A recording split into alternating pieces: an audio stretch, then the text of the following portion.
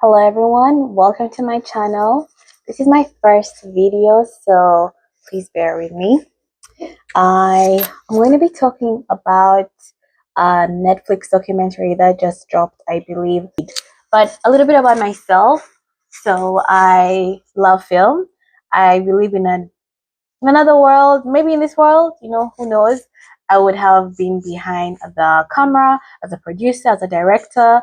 I love to watch especially reality TV, anything cinematic, any art. Because reality TV, to me, it's art in a way. That's a whole conversation.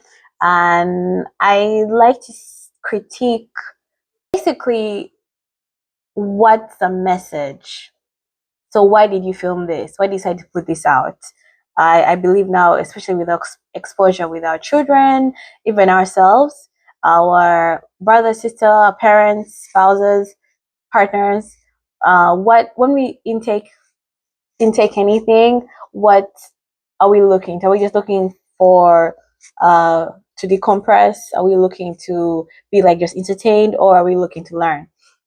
So there's a lot you can learn from film. At least when I was watching or throughout my life, my parents are big on film.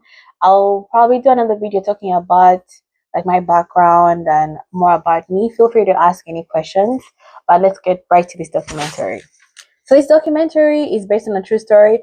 I'm one of those who never heard of this story. Again, I'm not really much of the news, but I would think that at least I would see it making the rounds online, but never heard of it. It's based in a small city called Beale City in Michigan, and it occurred in 2020, but they probably filmed this 2024. So when I saw the documentary, I'm like, okay, why is it number one? You know how in Netflix, I'm gonna cancel my Netflix, by the way, just mind you. But as being a large platform, it was one of the number one, uh, the most liked or most viewed. You know how they have the ranking. Sometimes I feel like they just said that so that you're forced to watch what they just put out. Like, hey, we paid money to buy this documentary, watch it, consume it. But I've got a few gems from that. I also watched Adolescence that came out last year, I believe. And again, it was very eye opening to what's actually happening with all the misogyny, red, green pill, everything that's happening like currently. So I was like, why not? Let me get into it. I didn't expect what would have happened. I thought it was going to be like a standard. To be honest, in the beginning, the characters are a bit dry. Well, characters is based in real life, but the main people, it was a bit like dry for me. I didn't feel any connection, any relation to them. Obviously, definitely not that demographic that. Well, I thought I was not demographic that we're aiming for, but I love it when things surprise me. Hence why, we started with this show. And again, I'm open to any recommendations. Please let me know. So again, it's about catfishing. I didn't know if I mentioned that, but it's called Unknown Number. So it starts out with the two leads. So there's a girl named, I guess she's about 15, 16 at most, and she's called Lauren, and young man, well, young boy actually, because he's a boy, named Owen, who's around the same age. So they're both from this city. The city is basically described as a very small city. There's about two pubs. Everyone knows everyone. There's one school, like one of everything. Like if you're to cheat, everyone will know that. That's how small the city is. Everyone knows everyone. Everyone is in everyone's business, and hence social media was a big thing. So because it was shot in 2020, don't reference the pandemic, but you can imagine how basically the use of social media blew. Now with this small city, it's what everyone is talking about everyone. One person posts, and if it makes rounds, even the adults, according to Owen and Lauren, like even the adults, they gossiped and all that, which is standard in a small city. So Lauren and Owen, they introduced them. They're all separate, by the way. So it's Lauren. She comes in talking about how she just likes sports, simple girl. Then her mom comes in. She's called Kendra. Same thing. She's like introduces herself. Doesn't say much. Just says I'm Lauren's mom. Then the dad came, Sean, for a short time. The dad didn't really, there wasn't a lot about them. But I guess they had to cut off a lot of things. But when Owen's dad came and then never, like, he had like a small thing and he never came back, I was just like, okay, why? Sus. And then his mom, again, she was one of the main, probably got the most screen time, I would say, is Owen's mom. So just based on how they look, again, Owen, standard Caucasian boy, he's into sports, he's athletic, and then Lauren, very, very pretty girl, blonde hair. What you'd see if you watched movies back in the 90s, advertising my age, but 90s and early 2000s. So he fell for her, told his dad, told his mom, and they started dating, and they were quote unquote the golden couple. And then 2020 Halloween, from until then, from what um Owen shared about himself, he seemed to be like more of the popular boy. So he was invited for a Halloween party. Lauren wasn't. He wanted Lauren to go. Lauren seems more timid and shy. I first thought maybe it was just the camera, but it's I'm guessing that that's just how she is. She wasn't invited, so Owen was like, "No, you should come." She's like, "Not really," but that's when the cyberbullying started. So she got a text saying that, "Oh, you're not good enough for Owen. He's supposed to be coming to the party. He's going to come." And you know how Halloween parties are. We all know how it is. I've gone to like one or two in my adult life.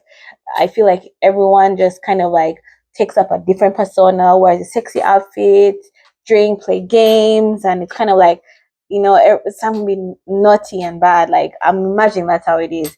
And just seeing how Lauren carried herself, she just seems like that's like, especially with people who didn't invite me and they're more your friends and they were girls at that.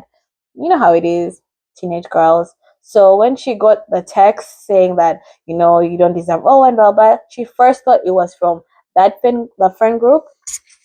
So Owen approached them. He's like, "Hey, are you messaging Lauren?" And they're like, "No, it's not us." So it was, honestly, it was harmless in the beginning. So she kept getting like a few texts saying how she's not meant to be with Lauren. She's not meant to be with Owen, and how he's going to get someone else, and how she should just stay away from him. And then he started increasing to how she used to dress, her wardrobe, her hair, her being anorexic, and so forth and so on. So Owen was like, okay, this is getting very, very weird. So because he's more popular, decided to reach out to his friends. So two girls then come in. So at this point, they'd interviewed Lauren, Owen, her parents, especially the moms, and then two girls now come, Lucy and Sophie, I believe. So they came in and they were like, you know what? Let's just try something. Let's start saying out random like stuff out loud to people who we think could be trolling. And if we get texts about that, then we'll probably narrow down to like this is probably the group or these are the people who are doing it. So I was like, okay, sure. So they didn't let Lauren, again, she's kind of like an outcast. She's his girlfriend, but from what they said, because they're like, we're not really close to her, but we're more close to Owen. At first, I was thinking like maybe they grew up with Owen, or maybe they all had a crush on Owen and decided to go with a cute blonde. But either way, when they noticed who they were speaking loud and the texts were coming back, the high suspect was Lauren herself. So Sophie and Lucy, especially Sophie, then in the interview was saying, you know what, Lauren has always been like peculiar. I'm just being polite. Basically, if I might describe her, she's a weird girl. She keeps to herself. She doesn't fit in. She doesn't she's not authentic, doesn't feel organic to talk to her.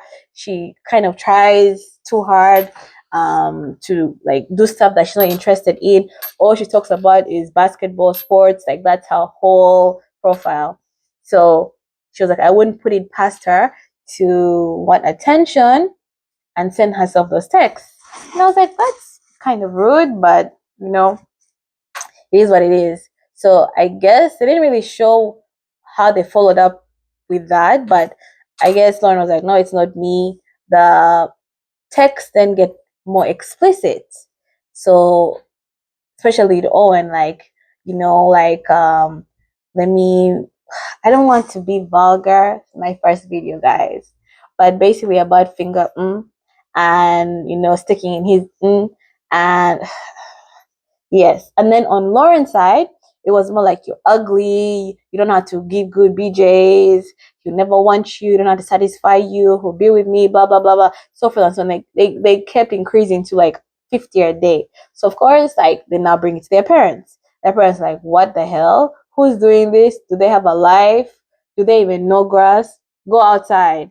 So because they're in school most of the time, the text messages come in, like, no one, especially the school, they're the ones responsible for students. It's affecting their grades, it's affecting their performance, it's affecting their mental. Like, I guess Lauren in the beginning was shy. Maybe she wasn't shy and timid, like the way she's coming across in the interview. Maybe after all this ordeal, now she's like a timid. And you can tell, like, she just, just been through it. So they went to school. So when they brought it to school, and all the parents, like the moms, and I think they showed Lauren's dad, were like, the school did not handle it. They already set it up for us, like the school, they didn't do ish. They didn't handle it properly. So the superintendent and the principal represented the school during the interview. So they're telling their side, like, when they reported it, they were just like, you know what, there's a lot of cyberbullying happening. Unfortunately, these are the times that, these kids live in. As it was, worse, but, someone comes, punches you, abuses you right in your face. And you either take it or you fight back. But now everyone is trolling, so it's really hard to pinpoint. So when they showed them probably now hundreds of pages of text, they're like, what the hell? And to quote the superintendent, he's like, some of the texts were so vulgar that they would make a grown 50-year-old man blush. Interesting choice of words. I would not use those words, especially because these are minors. And like he said, it was very explicit. But yeah, that's how I was like, okay, this is a lot. So they started, I guess they used they mentioned they used the video surveillance. So they'll tell Lauren and Owen, let us know when you get the text messages, and then we can check the video surveillance to see maybe it's a specific person to kind of narrow down who's texting at the moment the text came, because they came in so frequently that, I mean, you had to at least, someone is continuously on the phone. That didn't really work. And then the mom, Owen's mom, Jill, she's like, you know what, let's do a phone usage policy whereby maybe they like reprimand the phone, like they take the phone, sorry, can't reprimand the phone, but I wish you could sometimes, but you can't. You take the phones away from them and you kind of monitor the usage. That way when the texts come in and so, or this class don't have their phones, it's not them. It was a good idea. Like the coach, like he was done with the whole thing, the basketball coach and most of the teachers, they were like, let's just do it. But of course, like you can't force people to do that. So unfortunately it wasn't seen through. So they said, you know what, just block the number. That's probably what you're thinking the whole video. Just block the number, keep it going. Like we usually, like, I think, especially now with the spam calls, I just got a spam call before I started this video, so yes, it's fresh. It's annoying, and you can't block the numbers because they come from I think there are apps where they let you know it's potentially a spam call. But one time I had a delivery and it said potentially a spam number, but it was actually a delivery, and I kept ignoring it and blocked it until I believe it was FedEx reached out to me like, oh, the courier tried to reach out to you, you weren't picking. I'm like, oh, that was their number. Like, yeah. So you can't, like, it's a lot of data mining and everything, so it's really hard to actually pinpoint and block a number. So as you may have guessed, this cyberbully was using one of those apps that masks your number and just keeps generating like random numbers from random states, like random area codes. So we couldn't block just one number. He was like, okay, get them a new phone, get them a new number. And because the messages were so specific, hence why they, like, the Owen's friends thought that she was sending herself those, because they will be like from what she's wearing to the class that she's in to when she's doing practice. Like, it was so specific. Same thing with Owen. They're like, they're probably going to get the number. Plus, Jill, Owen's mom, stated that I don't want to give him or get him a new phone or get him a new line, which sucks. He just, oh, I forgot to mention. Owen in the beginning mentioned that he got his phone around that time. So he didn't have a phone before. So he was so excited. Imagine getting a phone. I remember when I got my phone, gosh, I was so excited. I had like all the contacts and I got all the screensavers, and it was back in the time where you'd like pay for ringtones. Good old days. Go to Facebook. Now it's new. What's it? Meta now. And yeah, good old days. You have your songs. And then by then the phones did have a lot of storage, so you had like specific songs. And there were those games. Gosh, I may not advertise my age anymore. But yeah, imagine he just got his phone, especially being the puppy. He's so excited, and boom, all this happened. So the mom was like, I don't want to take away or change the number because we need to find out who's doing this. Which I see her point, but especially since it was affecting your child, now it's gone to a point that it's not just physical, but it's mental. Like this is why there's a high suicide rate for teenagers. Like it's all this. Like it's crazy. So I would just have done it, but then again, to her point, like this person knows who they are. This person is close to them, so they'll probably get the number. So what she did instead is she took his phone, and I remember she said she came crying. Like some of them, some of the narrations, they're being interviewed like dressed. They have the green screen, whatever, and then others there's live footage. So I'm jumping ahead, but she basically took his phone when he messaged back to the cyberbully like, I'm feeling suicidal because of this. So she just took his phone away. So that, but she says like she was crying. She's like, I'm seeing these messages. I don't know who would send this to my son. Like this is affecting all of us. And then on Lauren's side, she got insecure. So she started getting insecure because the cyberbully will be saying like when let's say Owen has a game and he has to travel outside the city and he's in a hotel, she would the cyberbully would always message her like, oh, he's going to be with me, we're in a hotel. And they always knew like which hotel, sometimes even maybe the hotel number, like the room number. It was crazy. The exact like where he was, if he was in tryouts, if he was here. So like you're not hot enough, you're too skinny, you don't look good, you don't dress well. He would prefer if you just leave him alone. He belongs to me. So it messed with Lauren's psyche. So she started getting like already as a young girl, you have all these insecurities.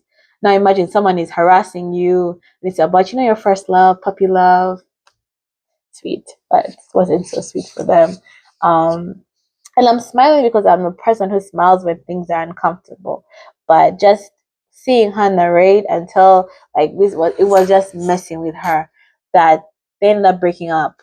And her mom Kendra was like, don't break up, Owen would never cheat on you, he loves you, he's a good boy. It's just you're just giving the cyberbully what they want. And then same with Jill. Jill was like, like you have to understand where Lauren is coming from. I mean, they're sexually coercing Owen, so it's nasty, but they're being so mean and nasty and disgusting to Lauren. Like they're trying to break her down. So the mom was trying to tell him, like, you have to understand because they would just start arguing. They stopped enjoying themselves, which is, I mean, at this point, they were like, you know what, let's just give you what you want. Let's break up, which they did. So they broke up, and Lauren was like, you know what? I know that I'm giving in and the bully is winning, but at least, like, if this is what they want, let them get what they want. Like, I'm over it. And they go worse. You would think that, okay, but they go worse. So they started sending her messages, multiple, every day. Delete yourself, end yourself, the world will be better. Owen doesn't deserve you. Do us all a favor.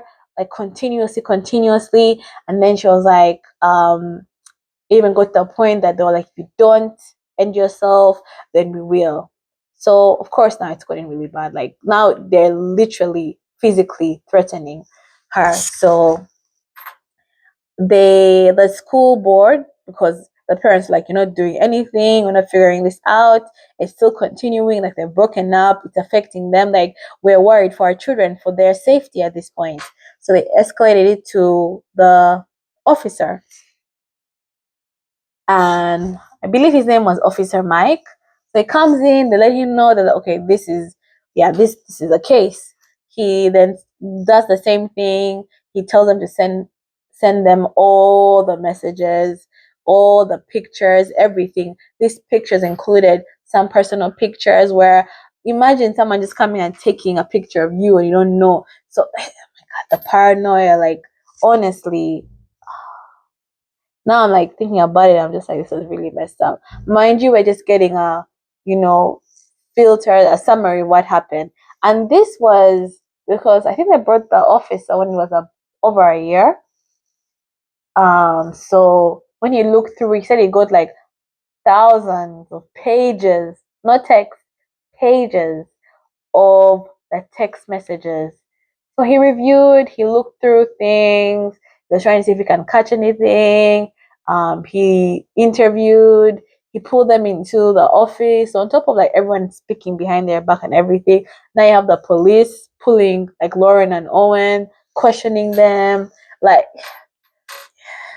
I mean, the parents weren't happy with how the school handled it, but some were not even happy with how the officer handled it because you're kind of treating my kids like they're suspects, you know? So he went through, he kept saying everything. He kept saying like, this is very personal, very specific. This person must know their schedule, must actually have a personal relationship with them. So he tried to find something, and he was also meeting a dead end. So obviously every time they got a text message, they would let the officer know. I don't know if he was like tapped into the messages, or they would just keep forwarding to him, or they made like a group. I don't know how they did it. They didn't go into specifics, didn't really matter. But there was this specific game that Lauren was playing in, and she didn't score any points. Again, she got another message: end yourself, you suck, you can't even score these points. And they referenced a specific number of points. I believe it was 12. So because Lauren's mom, Kendra, who is part of the, like, I don't know if I let you know, she is one of those hands-on parents.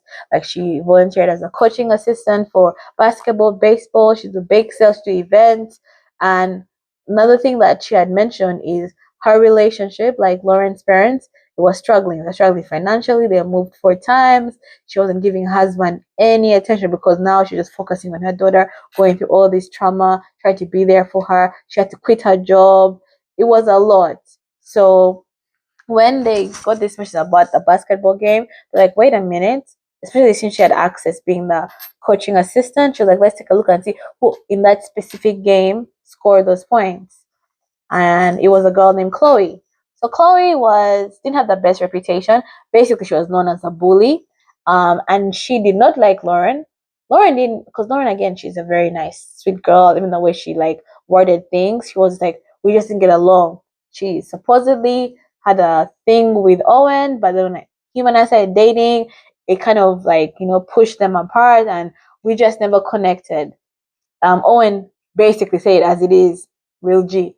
He was like, she's not a nice person. I've known her for the longest. She didn't say nice things. She was a bully, allegedly. So yeah, there's motive there. So they called in Chloe. Another thing is Jill, Owen's mom, was like, her dad is a police officer. So it's going to make things a little bit tricky. So Officer Mike was taking over the case, calls Chloe. He's like, do you send these messages? I mean, of course, she denied. And she was like, no, it's not me. Why would I do that? They pulled in Sophie. Remember Sophie, who was one of the girls who was saying that Lauren was peculiar, who was friends with Owen. Well, used to be friends with Owen. She's very good friends with Chloe. Mind you, Chloe, the Halloween party where it started was Chloe's party. Another interesting point to take. So they were asking her like, could it be her? Like, she's like, no, it's not us. And then the officer was like, well, you have been pulled in by the teacher saying that you have bullied people.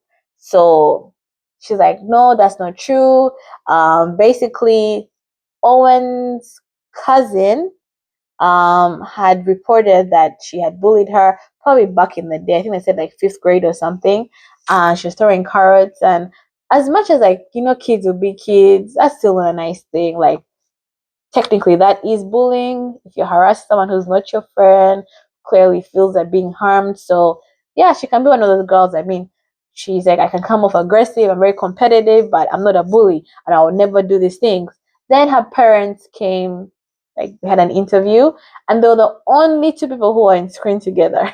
It probably was like, I'm not coming here without my wife, I'm not coming here. Like they were so united, and they were like, yeah, they were attacking, like everyone thought it was our daughter, so they were attacking her and all that. I didn't see how she could do it.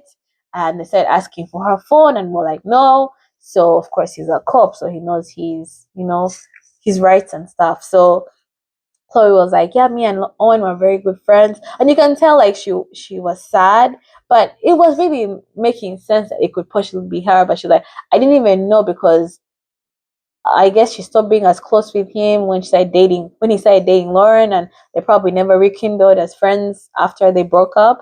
But Owen was like, yeah, I would see why they would think it's her. So Chloe was like, yeah, I even used to get text messages. Like Sophie, who's our friend, was reaching out. So Sophie's mom and Owen's mom, Jill, they were best friends. So Jill reached out to Sophie's mom. I was like, please, can you please confirm?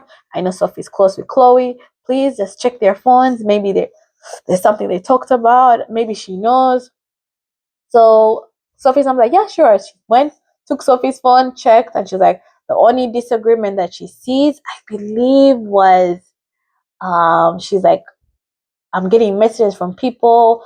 Owen is messaging me saying, I'm like, even Owen would approach her, but she's getting messages from him saying, it's you, just confirm, please, just, it's been over a year, blah, blah, blah, blah.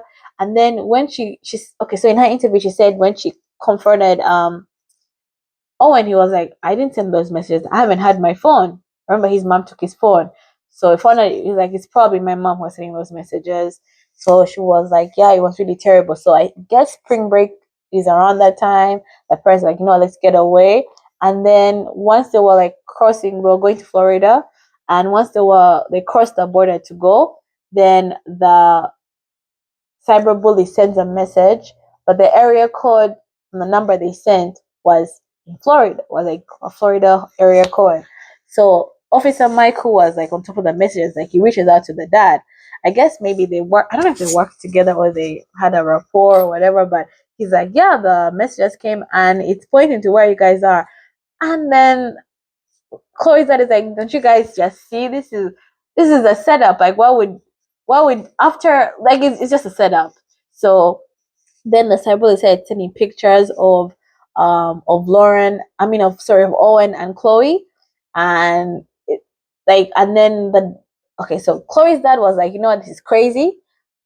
Give me your phone, let me just take it. They took it, did a forensic download, they did a dump, they didn't find anything, and another message came saying like, oh, you morphos, you got my phone down, blah blah blah. So, yeah.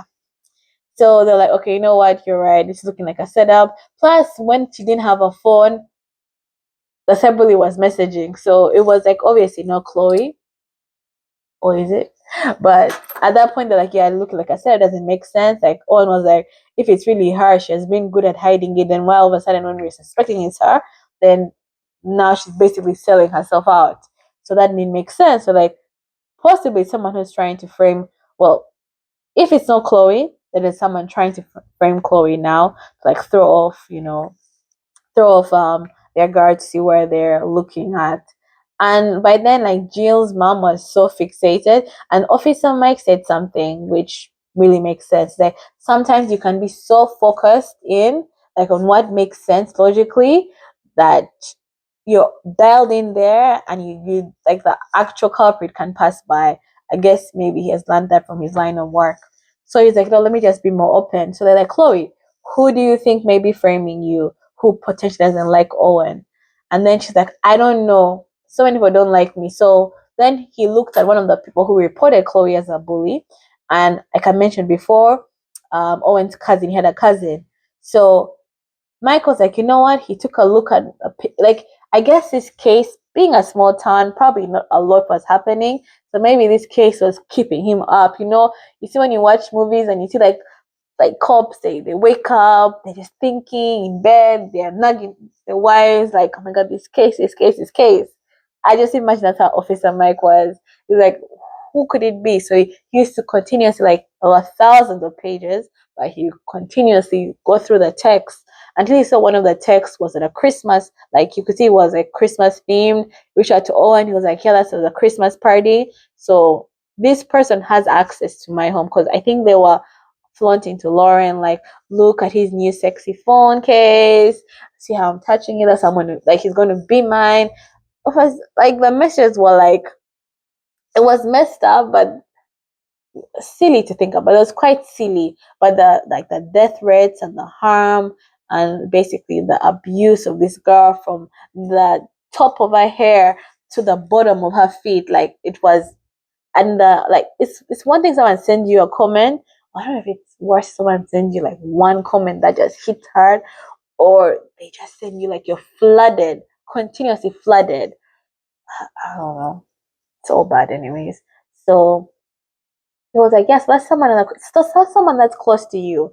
And he was like, your cousin was there at that party. He was like, yeah, we had like a few friends, but yeah, it was mostly family, and she's family. So they're like, yeah, another motive. She doesn't like Chloe. She seems okay. So she comes in. Her name is Adrienne. Adrienne, or Adrienne. I think it's Adrienne. I'm sorry, I'm bad with names. So just the fact that I remember more than 5 names. Docu series that was just 1 hour and 30 minutes. Kudos to me. But she comes in, you can see again, timid, shy, petite, like basically a real life Velma from Scooby Doo. If you know, you know. So she was like, yes, yeah, so like back in 5th grade or whatever, Chloe wasn't nice to me. But I keep to myself. Like, you could tell her, even in the interview, she's so nervous. You could just see the nerves seeping through to the screen. Yeah, but it wasn't me. I didn't even know any of these things. Like, yeah, Owen is my cousin, but we ain't that close. It's all blood, no water. Like, I don't even know what's happening. Obviously, there are rumors in the police being a small city, but I have no idea what's happening. So she was like, yeah, it's not me. He's like, I wasn't even, what did she say? But basically, it didn't seem like it was her. Then the next day, she gets messages. And when she was narrating how she got the first text message, she was like, I cried. I was so scared because the cyberbully was telling her, like, we hate Lauren. Tell everyone you hate her. Owen, you hate her, and stay away from her. And I think they're broken up. Like, so that definitely ruled her out. So they're like, back to Chloe. Chloe, it's not looking good for you. And Chloe is a very, very, very beautiful, dark haired, dark eyes, very strong, like a very confident girl. So I mean, you can see, but I'm just confident. I'm just aggressive. Like, I know what I want. So people think, like, they think what they think about me, but that's not me.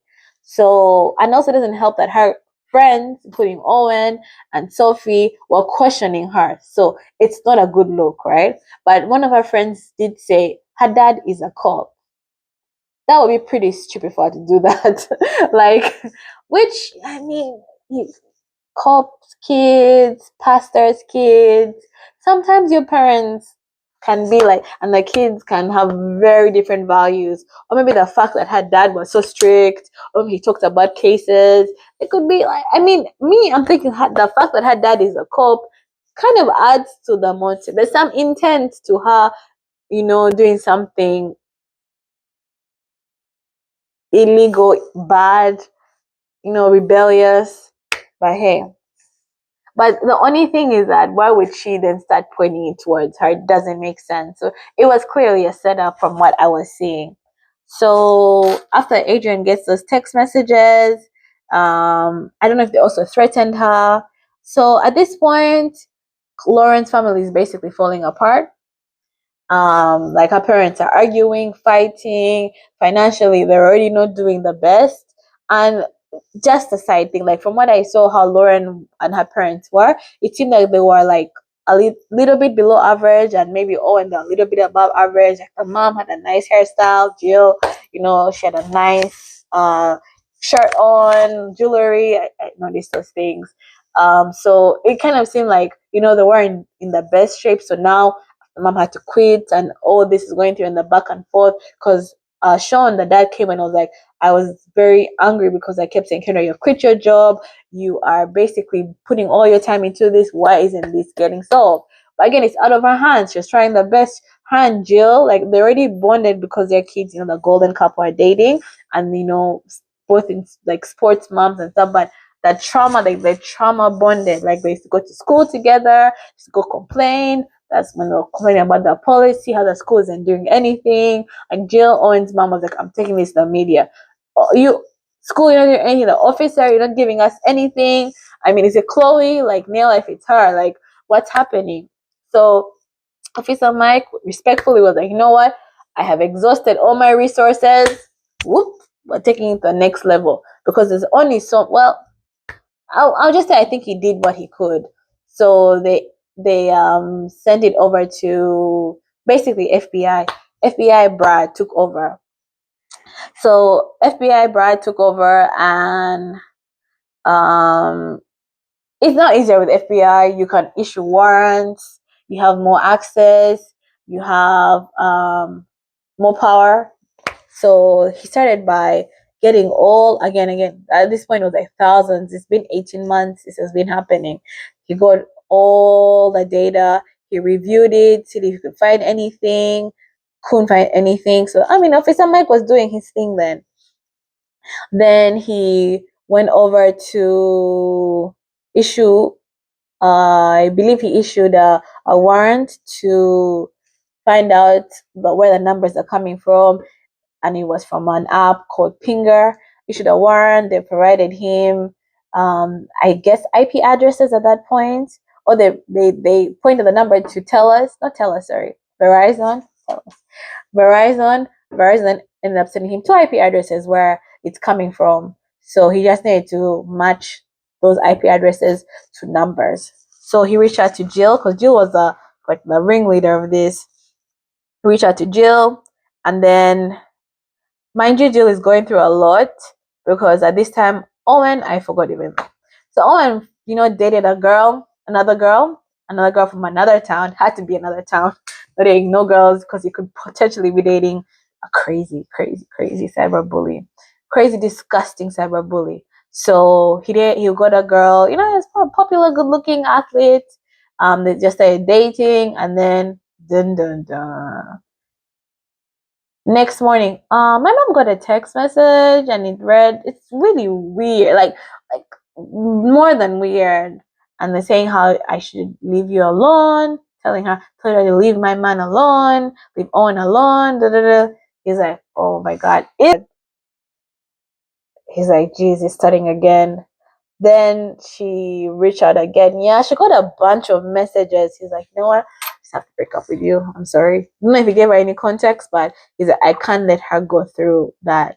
Then, of course, at this point, got angry. He said he started like responding back. There was even a scene where he said, when the other person was like, oh, the cyber was like, oh, you're such a PUSSY, and he was like, oh, let me come and I show you how I'm a PS. He got angry. He was probably doing more fouls than he should usually do in basketball. He was just not being himself. I mean, Jesus, kids were messed. Lauren was still getting death threats and all that, but I can't believe this is real life. And to think that this was just a documentary in real life, there's probably worse going on. Because, like I said, a lot of kids end up, deleting themselves. So the mom was like, we need to get something done. That's when she threatened to go to the media with it. So, Brad was like, got the IP address and to the mom, Mama Jill. He's like, send me all the contacts of all the suspects you have. She basically sent all the contacts in Owen's phone. None of the kids. Like, I'm not finding anything. Just send me the whole city. If you have to send me the whole city, send me everyone's contacts. She's like, the full dump of all the contacts. And then He was scanning, and he kept seeing a number come up every time when you run it through the matching the IP address where the text messages are coming from. Kept coming up. Like, okay, we've got the number. Went, sees the owner of the number. Lo and behold, it's Lauren. I'm kidding, no. It's Kendra. For those who are like, who's that Kendra? Lauren's mom. So that's just pointing to her phone. So that doesn't really incriminate anyone at that point. So he goes to Officer Mike. He's like, I've done all my due diligence. This is who the number is. Like, this is whose phone the number is coming from. Mike was like, okay, Officer Mike, give it to me. And then he was expecting a student, not a student. Okay, it could be an adult. I mean, I've seen worse. It's the mom. Whose mom? It's Lauren's mom. Lauren, when you think about it, if it was Mama Owen, like if it was Jill, it's still messed up. But crazy things. But it's Lauren. Lauren is a person who they were saying that she's anorexic, flat ass. She's ugly. Her hair is terrible. Her clothes are terrible. She's the worst thing that's ever happened to her. No one wants her. She doesn't know how to play basketball. She can't do anything right. She doesn't know how to give BJs. Her pee is whack. My God, am I allowed to say that? End yourself, end yourself, end yourself, end yourself, end yourself, end yourself. I'm saying I'm laughing, but I'm laughing at myself. I'm not laughing, and this is actually sad. And it's from mother. I was like, no, maybe it's a husband, because mind you, the mom was part of the series. She was part of the series. She kept talking like, no, maybe she has a lover, a lover who has an infatuation with Lauren and had access. I mean, it's not her, it's just someone on her phone. So Officer Mike was like, you know what, let me take this to Jill, because Jill was probably on their neck.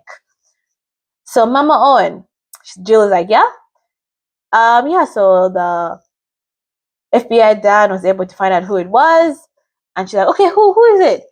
The number is Kendra's. Who? Remember, these are trauma sisters. They're bonded. She's like, no, it's not her. It's not her. He's like, I'm also shocked. We're just going to go pay her a visit. We're going to find out. She's like, do that. It's not her. It's Chloe still. So she didn't say that, but yeah, she would stand by it. Like, she'd stand by Chloe. Like, she put her last penny on Chloe. They've been going through a lot. This has affected them. Aside from Lauren and Owen, this affected her the most because it affected her marriage, her money, her life. No. So they go, at this point they lived like, it's a beautiful place. So I love, this is my favorite part of the whole series. It's not a series, it's a movie. So they had a camera. So it was live. So they had a camera. Officer Mike, he brought a detective with him. And then they went to her place. It was like I don't know if it was a trailer. It looked like a house, but like there were trailers around. So it was beautiful. It was by I think it was a lake. She's there. She's in shorts, everything. They're like, hey, we have a warrant. We need all your devices. She's like, sure. He's like, who's home with you? Lauren, but she's in the back. Please keep her away. Tell her to go to her room, and then we'll get her when we're ready. Okay. She's like, what's this pertaining to? Yeah. So remember, we escalated this. It was a full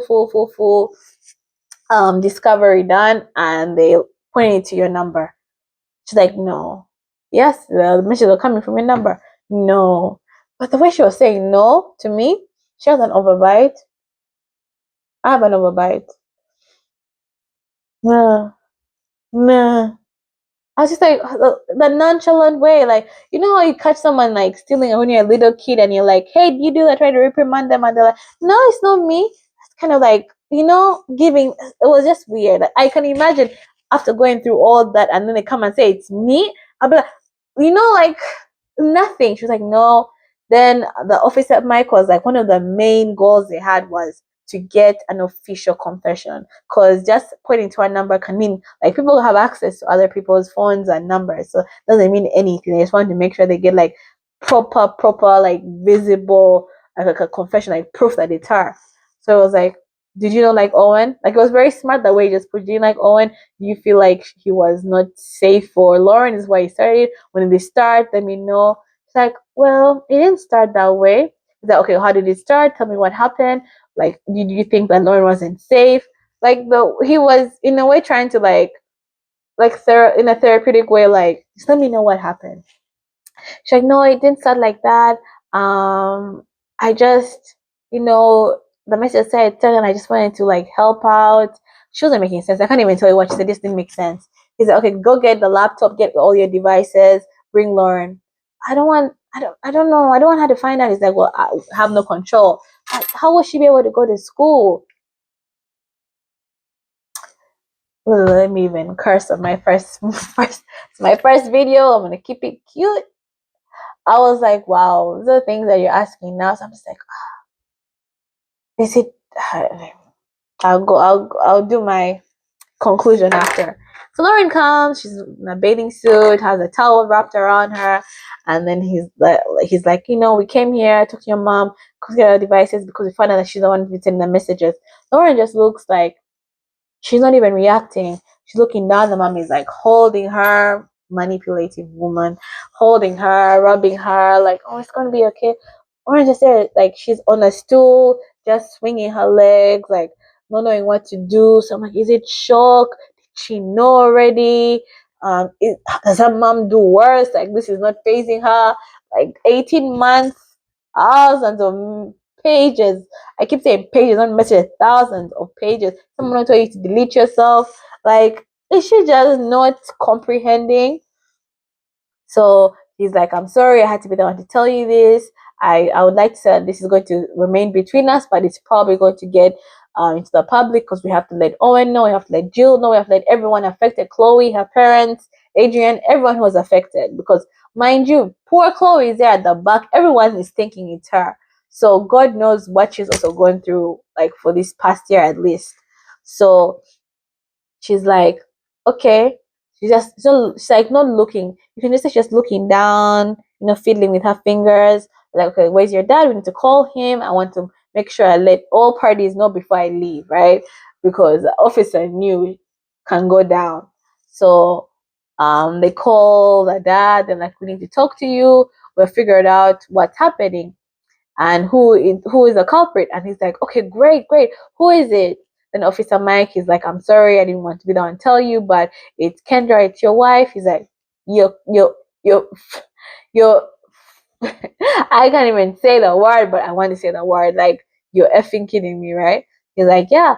He's like, okay, I'm on my way. And they shoot back to the interview, and he's like, I cannot believe this. I cannot. When they told me this, I rushed back home. I was like, no, they're messing with me. So they get him by the Porsche, and he's like, yeah, so tell me what's happening. Like, yeah, the FBI, they ran all the scans, they did all the analysis, they checked, issued warrants, and this is who they got. And he's like, what the hell? Like, yeah, especially when she was let go from her job. So suppose it's supposed to be working. Well, I don't know if that's the job that she quit, but he thought she quit.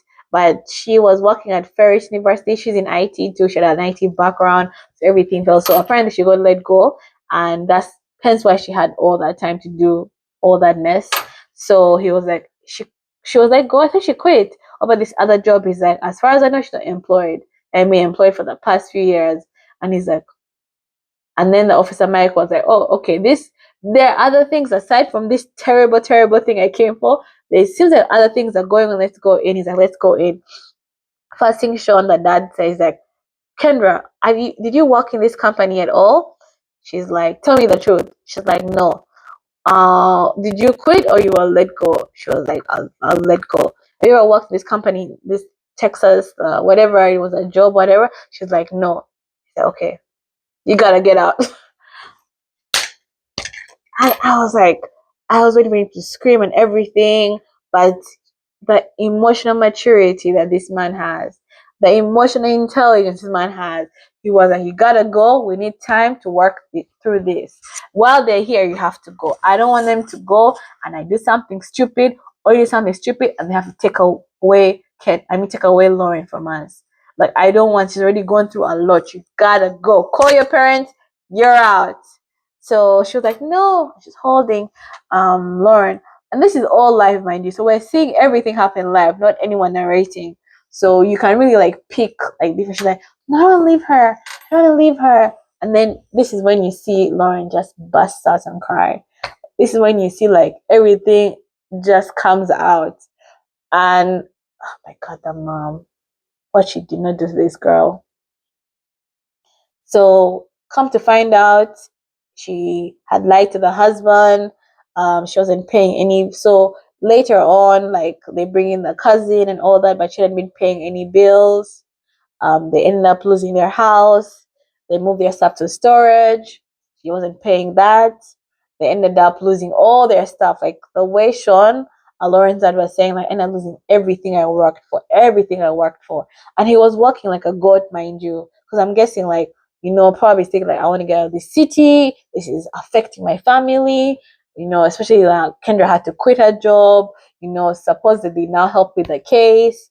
So imagine as a father, and the whole while he was just talking about, he never once spoke about his feelings. Like, how can a mother, like, I knew she was a good mother because she used to take care of Lauren, drop her to school, participate in her sports, all her activities, like, but I cannot believe, like, looking on those, I didn't even want to think about those messages. How can someone for close to 2 years torment their child like that? Like, how? I cannot imagine it. So yeah, so Kendra's cousin was like, yeah, we used to party, we used to have girls trips. She's like she's an attention seeker. Like, even now as I'm talking to you in the camera, she probably started dancing so that you can face the camera towards her. That's always how she has been. And she said it's verbatim, like, she has lied to her husband for over 10 years. And I'm like, this happened for 2 years. There's something that she knows. It's like she's a manipulator and she's not surprised. Then the superintendent, I'm just giving you all the reactions before I go to like Lauren and who's the main, like Owen, obviously it was twisted by Lauren and to think that this is your mom. So the superintendent was like, yeah, this is something called cyber munchinism. I cannot say the word, don't come for me. But basically munchinism is when you do damage, like I said, poison, don't feed. It's one of those set a fire and then try to take it down so that someone depends on you. It's a way of controlling. So he feels like Kendra did this so that Lauren could depend on her. She can break Lauren down to know that you need me. You always need me. I know what's happening. It's so twisted. Like, it's so messed up. I know as a parent of a baby girl, I know that there are a lot of mistakes I'm going to make. That's being human. That's human. But oh my god, I'm like, what condition is this? It's one thing to troll. There are a lot of trolls. Like, I'm probably speaking to some people who troll. Leave a comment for like a public face, a celebrity you don't agree with. You can abuse them. You can critique them. You can, even send death threats. But you don't see how they react. You send all that and you see how it's breaking down someone. Then let's go to the other twisted side of her infatuation for Owen. So the mom was like, I cannot believe I let this woman in my life. Like, that's why she had access to all of those things. And then being in the school, she's a very active parent in sports. She knew all like the schedules, where they would be, what the games would be. She had access to all of that. And then, in Owen's home, she used to go for the parties, Christmas, like they bonded. They were soul trauma sisters. So she was like, that was messed up. She's disgusting. She was attracted to my son, and that's how she showed it. And to be fair, I mean, if you see Lauren and you see Kendra, Lauren is so cute, and Kendra is Kendra. So, in conclusion, we identified how highly manipulative Kendra was is, and from what her cousin saying that she basically lied to her husband over 10 years. She didn't pay any bills. She wasn't working at all. She's an attention seeker. She's highly manipulative. She wanted to control and feel like she's needed. And then coming to Jill, who was like, she's disgusting. she was attracted to my son, and all the things that she thought was just her being nice, showing up for all Owen's games, being his biggest cheerleader, cutting up his food, serving him food, um, complimenting him, trying to hug him. Oh, like now everything is making sense. Like she's like, oh my God, I let a predator into my life, into my son's life. I was fooled. So she was just thoroughly disgusted. And then when it came to Owen, he was like, yeah, that's true. Like she never really felt like deep down, like I wish I could have said it, but she never really felt like my girlfriend's mom. She always felt like she liked me and basically confirmed everything that his mom said. And he says up to that, like the time they were recording, he has not spoken to Lauren. He's angry. Well, he said he was angry. I don't know if he's still angry at her. So that's where he leaves it at. Then I'm just gonna go through like the conclusion from all the rest of the, aside from like Lauren and her mom. I want to conclude with Lauren and her mom because these were the biggest protagonists and villain. I don't want to say even villain because villain, I feel like that's like so cartoony. That's film. This is real life. So again, Sean, Lauren's dad, was like, he still can't believe it. And he didn't say it, but Lauren said that she doesn't feel like her dad will ever forgive her mom. And he's still so upset. But on the plus side, he says that she has grown into a beautiful girl. They've bonded more. He's proud of her. He's amazed by how she handled everything, and she's going to be okay. Then Chloe, this is actually when I saw her, like she's actually a little girl. She was like, my life, like everyone really, really thought it was me. And even if they had never found out it was Kendra, people till this day would think it was me. And she's sad because she lost that relationship with Owen. I think she also lost other friends because she couldn't even wrap up the interview. Like she just, oh my God, guys, my growth, like,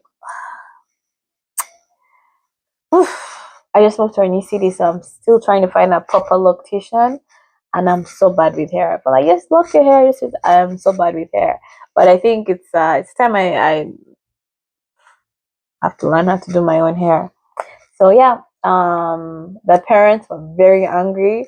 The dad was like, in the second interview with Officer Mike, he told him it's probably Kendra. Like you don't know her because obviously you're an officer, but I've seen her around. She is not a good person. So he was just upset that his daughter's, where she should have been enjoying her life, it was ruined, right? Like 12, 14, 13, that shapes someone's life. Those are very important years. So he was just upset. The mom was like they blamed Jill mostly. She's the one who was persistent. That's Owen's mom. She's the one who was persistent. She's the one who was harassing. And even Jill said that she feels bad that she did this to Chloe. Like she feels like she somewhat like she's guilty that she caused all this on Chloe. Like she was really persistent, and I didn't like this, but Chloe's parents were like, we even called it that Lauren and Sean, like her dad, who played off like they're innocent and they didn't know, therefore implying that they knew. It kind of felt mean because let's be honest, like it's not their fault, you know. I still don't think Lauren knew. I don't think my dad knew. So even if you had that, even if like I get it, like your life was affected, but as parents, like put yourself in their shoes, you know. So that was mean. Probably where Chloe gets it from. I'm not going to say a lot about that. I don't know if I'd react the same way if I was them. So I'm not, but it wasn't a nice thing to say. And then, as I said, the superintendent, the principal said it's the cyber munchkinism, yeah, that word. Just the control. And then who else? So I've gone through everyone who was a main person. Now we go to Kendra herself. And during the whole interview, the way she was talking, everything, it kind of seemed like she enjoyed the spotlight. Oh yeah, we're gonna get into this story. I want to talk about all. Like, I don't even know, because I was thinking, like, when they were directing this, it was smart, yet also like it threw us off that they would play up Kendra as one of like the victim's mom. She's helping and all that, because I would have thought that the culprit in the end would just come up in the end, or maybe they will never show their face, so they will just have to talk about it. Like I said, I was still hoping it was like a lover. Kendra had a lover who had access to her phone, or there was a she had another child who no one knew about who had access to the phone, or I just so basically, she's like, I'm not the one who sent the first messages. I did this to protect my daughter. I'm like, let me continue because the message just stopped. Let me continue so that we can figure out who did this. Maybe this is gonna bring out the suspect. Not making sense at all, because if you're saying that you did this to protect your daughter, and her owning up to, because there's even a point that the producer director, they cut, like, they you know cut the third wall, and they were like, I think it's a third wall, yeah, let me just say the third wall, third, fourth, sixth, whatever. And they were like, you were telling her to delete herself. Like, she's like, well, I know Lauren, she wouldn't do that, we're very close. Basically, people drive when they're drunk, people steal from the store, people lie, people lie, people jaywalk. Not everyone is a good person. It's just that now I got caught. So so it's like she was just, I got caught. That's the mentality that she had, and no remorse. And she was like, yeah, I didn't do that. I just had to protect my daughter. Everyone is gonna judge me. They're not gonna understand the full story. So me, I'm thinking they're gonna, like, again, I'm not qualified. I can't talk about someone's mental condition or any condition they may have, any disability they may have. But I thought she was gonna be like, I'm bipolar, I have multi personality. Like, I just watched Primal Fear, like I said. Like, I was just thinking, she's like, no, I was raped when I was 17, and my daughter was approaching that age, and I wanted to protect her. And then also, um some of the comments, like, I sent, and they're like, the director was like, you were trying to help her because she was looking so bad, you were probably like sending them to yourself, like her being anorexic. Like, yeah, you could say that. you know I'm trying to be like as nonchalant as she was sounding. All right, you can hear that. All right. I had those insecurities. I didn't eat, I was way too thin.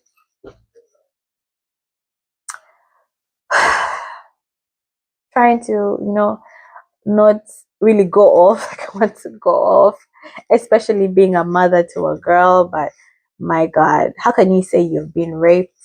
How can you say you've gone through? And she didn't even say anything about like her mother doing the same thing to her. Nothing. She's been raped, which is unfortunate. Like, I believe that it's like the statistics show like at least 1 out of 5 women in this world have been raped, at least. So it's not something that take lightly.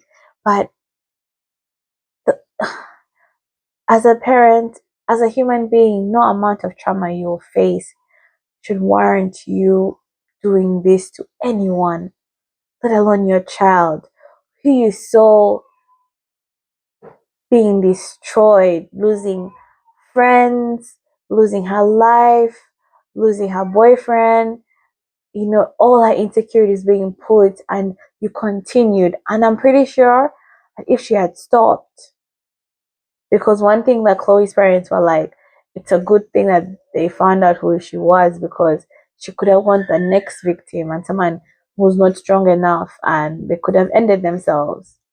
Like, so she was just like, yeah, when I was unemployed, I felt like I lost myself. So when I just picked up from where, again, she would not admit that she's the one who started it, which doesn't make sense, because you're, again, you're admitting to worse texts. At least the beginning, it was still harassment, but it wasn't as bad as what you were sending. And the things that she sent, imagine to a minor, things that you're sending to Owen also. I haven't really gotten into that. That's so messed up. Like, ah, so man. So just to wrap up, they basically she was charged. She was charged for not anything, not sexual coercion, not predatory, and not any of that, but basically harassing. She was charged. I believe Jill and Owen were one of the people who nailed in the coffin. She got the maximum sentence, as per the detective, which I believe was 18, 19 months. I believe she should have been charged more, especially seeing her coming out, because she came out after, almost 2 years of her sentence, and she hasn't yet seen Lauren. But they still communicate. But even the messages they're showing us, they're still, oh, you don't talk to me this time. Oh, you silly monkey, I'm mad at you, but I love you. Like those, at least we know one manipulative person, so like the traits. And yeah, I think she should be charged more. And I don't know if this coming out is like glorifying what she did and she feels like, oh, I even got a show about me. Or she's going to continue, like her cousin said, she's highly manipulative. Like she doesn't know how she manipulated her family thinking that she has a job. She manipulated her daughter to feel like, even more than manipulate her daughter to feel like, I'm here for you, yet you're the one who's causing damage. So she was like, yeah, I mean, that's me. I made a mistake. We all make a mistakes. Can't judge me. I love my daughter, blah, blah, blah. Like, she was, to me, not apologetic, but wrap up with Lauren. So Lauren, like I told you during the live footage when they told her it was her mom, she only broke down when the dad was like, you have to go. Even the interview, they asked her, how do you feel people are like watching this will want you to hate your mom? She's like, you know what, I know other people expect me. Till today, I just can't imagine my mom sent me those text messages and multiple times to end myself, delete myself. I'm still trying to process it. I can't believe, is this reality? 18 months of just pure disgusting evil.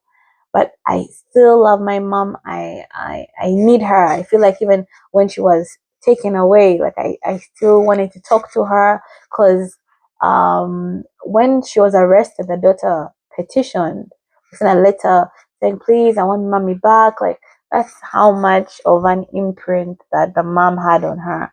Like, that's trauma, baby. And I don't know how, if let me not say that, she needs to go for like extensive therapy and realize what kind of person her mom is, especially because till as at least today, maybe now when she watches, maybe if she goes for counseling, she will realize that even though it's your mom, I know moms only get one mom, but you need to sometimes cut off. You need to cut off, because even if the mom isn't well and there is occasional well, just being around her is not going to help.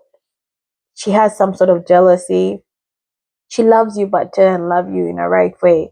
The fact that she tormented you, the fact that she knew she even said, I knew all her insecurities, I knew everything that she didn't like about herself, her hair, her being so thin, her legs, her walk, whatever. And she used that against you. So that's not someone you want to run in your life, baby girl. That's not someone you want. And I really hope, like, I know, because this, like, for example, Jill, who I would have really, really, really like hoped would have bonded with Lauren. Lauren even said when they were testifying against her mom, she didn't want to even be in the room because she knew the things they were going to say. She's not close.